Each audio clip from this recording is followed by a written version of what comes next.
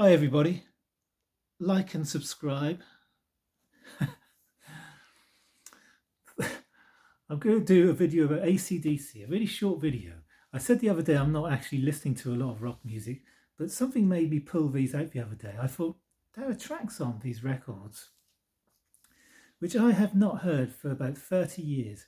And I always skipped over and discounted them. I used to think, oh, horrible, move on to the next one. When you're young, you want to hear the heaviest stuff. Although interestingly, I don't think AC/DC are very heavy as such. But anyway, that's another topic entirely. I thought I wanted to listen to the tracks I always used to skip. Little Lover on this album. I thought, oh God, it used to drive me nuts. I just want to get on to the next track. She's Got Balls. Much more like it. So I made a point on these original UK records to play the tracks which I never play.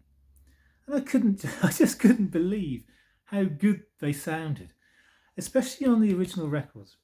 I've got this later pressing, everyone knows that cover.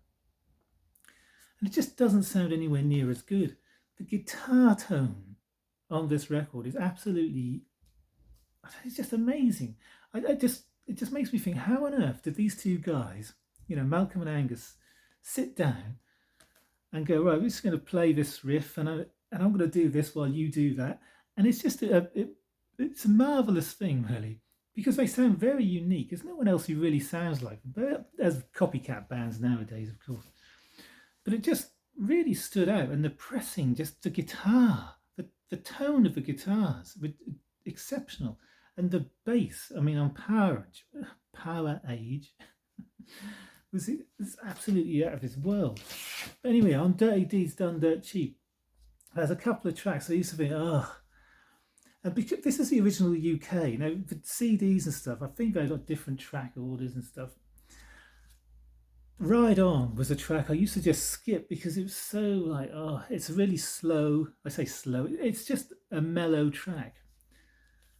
What a fantastic track. And the guitars again, it's the guitars. But when you start listening to these presses, I mean, I've got the CDs and stuff, and you hear a certain sound and you think you know AC/DC. But when you actually start and just listen to them, you think, flipping heck, the guitars are so good. But it's not just the guitars, the bass and the drums as well, the sound of it. It's not raw, but it's so immediate, and it's just, and there's a sort of rough edge to them. You can hear the way they played, and people probably assume, who don't know AC/DC, that they use distortion pedals and stuff. They never ever use a distortion pedal. The secret to AC/DC was they just turned the volume up. They played loud. And because they played loud, they created this fantastic sound. And that's all they did. That was their secret. But there are tracks on here like Love at First Feel, it just sounded great. Absolutely great. And this album,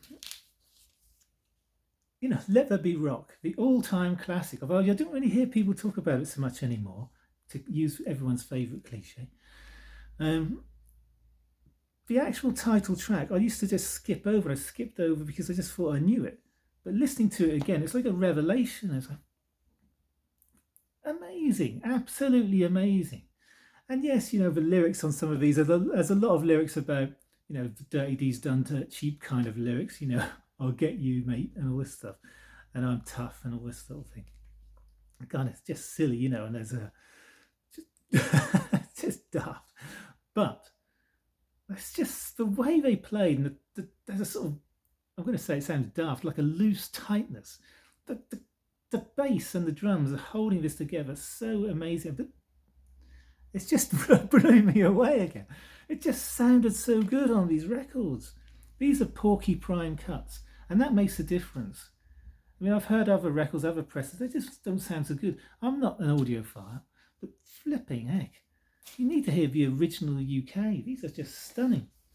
And the original UK Power Age, and I'm going to get this straight right now.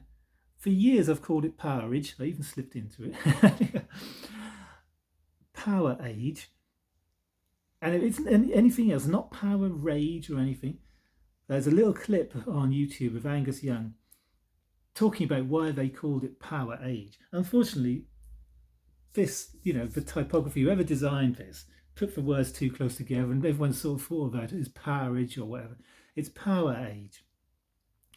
No other reason other than that they were saying, well, we've had the Stone Age, we've had the Bronze Age and all this stuff. He said, this is the Power Age. And it's a really good summation, really, of the 20th century and whatnot. We all plugged in. So there we are, Power Age. This is the first UK. Now, the first Australian and also Canadian one, and so has a 6-minute 20 version of Down Payment Blues. It's like a bluesy guitar with a couple of bum notes added. The UK one doesn't have it. The US one doesn't have it. Also, there are different backing vocals which are missing on the UK, which are present on the Australian. So it's really fun to listen to all of that stuff. And there's longer and shorter tracks, different mixes. Really great. But again, I mean, I've played this record for years and years and years and never played Cold Hard Man. I used to think, oh, whatever. Get into the last track, kicked in the teeth, I played it again the other day, and again, it just rose above, in my estimations, and it just took me elsewhere. It was just a wonderful experience. It's like it reinvigorated the whole album, and the whole album made much more sort of sense in the way it's put together, in that track listing. This doesn't have Rock and Roll Damnation. See, Cold Hard Man was not a track which is on the Australian. It was just, they had Rock and Roll Damnation, and there was a slightly different track or whatever. Anyway, fantastic.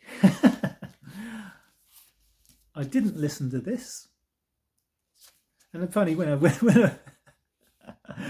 we were boys, my brother and I, we'd sort of be going, did he really kill himself on stage? You didn't have the internet, you didn't know what was going on.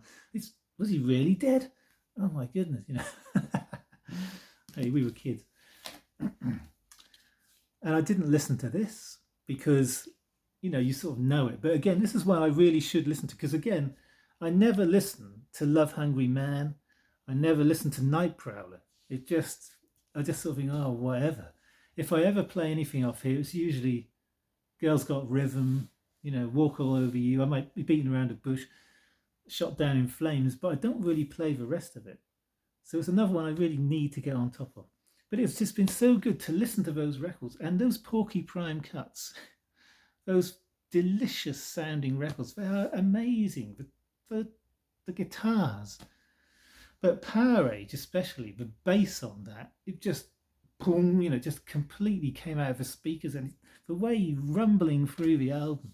And when you start to listen to the way they put these songs together, they usually kind of follow, there's a little bit at the end where the backing singers, the bass player and Malcolm Young and whatnot, will kind of do the oi, oi, oi, or whatever, they'll just repeat the same thing. But it's just a fantastic concoction of rock and roll brilliance. It really is.